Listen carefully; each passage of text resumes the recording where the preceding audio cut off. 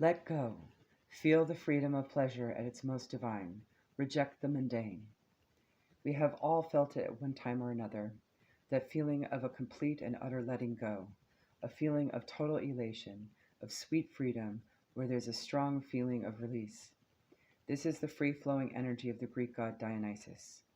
Possibly one of the most misunderstood deities, many believe being a follower of Dionysus means nonstop partying, the imbibing of copious amounts of alcohol and other mind altering substances in orgiastic activities. The honoring of Dionysus goes far deeper than that.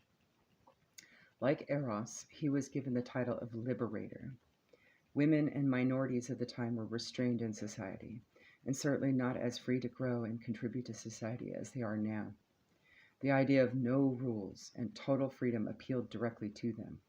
This made Dionysus incredibly in demand, and his cults grew in popularity and power.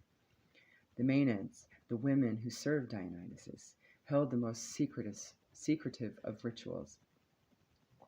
His Roman equivalent, Bacchus, was the inspiration of the famous Bacchanalia festival, where slaves would become masters, women dressing as men, and men as women, and laws could be broken without punishment. This kind of spirited activity is cathartic in nature. It allows change in body, mind, and spirit, birth, death, rebirth, which allows a fresh and revitalized start.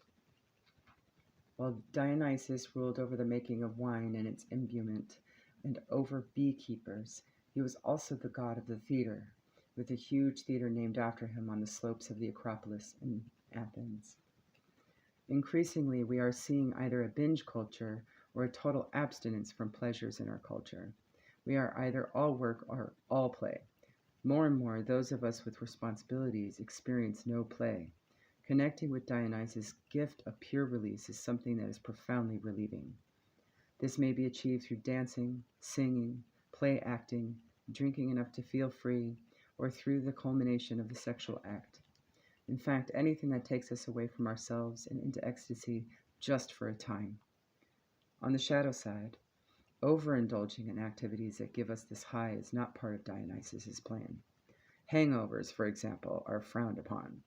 The binge drinking culture that has developed where people go out and drink simply to get drunk every week is not something that is healthy for anyone. There is always a fine line between madness, frenzy, and true ecstasy with Dionysus' energy, and this should be respected.